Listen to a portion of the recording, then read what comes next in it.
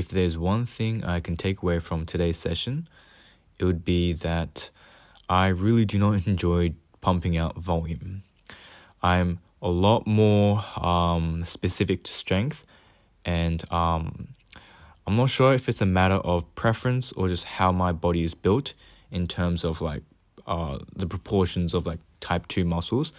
I just don't think I trained sufficiently for muscular endurance. So in today's session, I decided to do 10 sets of 10 supersetting pull-ups and dips. I rested 6 minutes per set, so I managed to finish this whole workout in 1 hour, or around roughly 1 hour. Now, to the intermediate calisthenics athlete, this should be easy work. This should be easy money.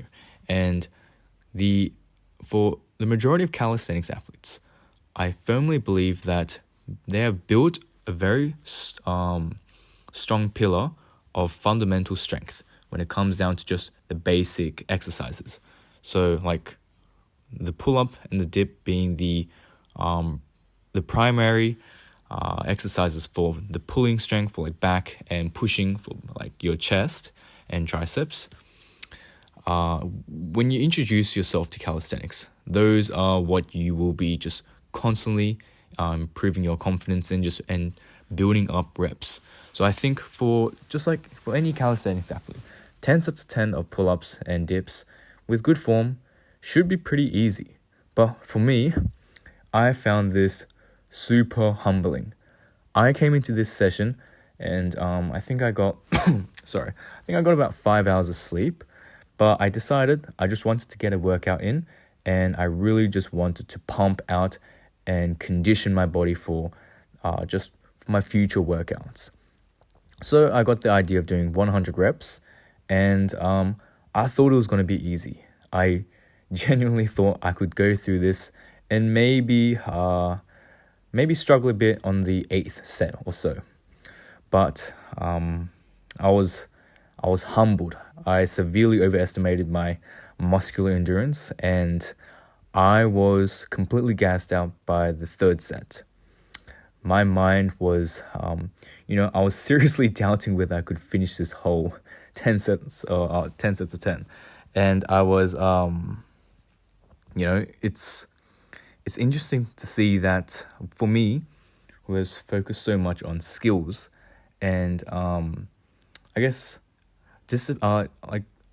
having done a lot of exercises that purely focus on maximal output, it's strange to see that with numbers that you just being able to do some skills like handstand push-ups and much more advanced leveraged exercises compared to just the pull-up and dip, you would expect someone like that to be able to just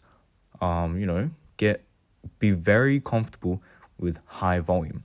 And yet, in my case, I really don't think that's true.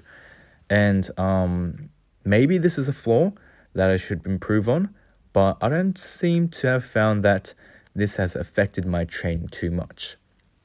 However, one thing that's been introduced to me was conditioning, fitness, and just how well your body recovers after a certain session. Now, I think fitness comes down to just how frequently you train a muscle group or a certain movement, and just being consistent with it. So for me, if I'd done planche 3 times a week, then I'll feel sore for the first week, and I'll get used to it straight away. But I guess it's a bit more nuanced. So I've decided to do more conditioning near the end of every single session, and this allows me to improve my fitness and muscular endurance. So in that sense, it helps me recover faster, and it better aids me in dealing with that stimulus and the load per session. Now, I think there's definitely a limit, especially when it comes down to strength training, because strength training focuses a lot on the neurological connection. It really taxes the hell out of your CNS. And that is something that just comes with time in order to recover. No matter how much fitness you do, I don't believe you can improve CNS fatigue. Excuse me. But yeah, when it so I guess in that sense, muscular endurance may have some form of an impact on my training and how well I can improve for to achieve the planche in the front level. But to be honest, I really don't think this is all that necessary, doing 10 sets of 10, like religiously. I think it's good to do it when I'm bored and I just want to have a bit of fun and doing it every now and then. But, I just don't think it's all that effective as an effective exercise to benefit in the long run for like strength. Another point I wanted to mention was this was kind of like an experiment to see how well I would feel my muscle groups. So in this session, I found out that my forearms, biceps, and triceps were the most pumped in this whole session. Now, yes, the biceps are used. Yes, the forearms are constantly contracted while in their dead hang position.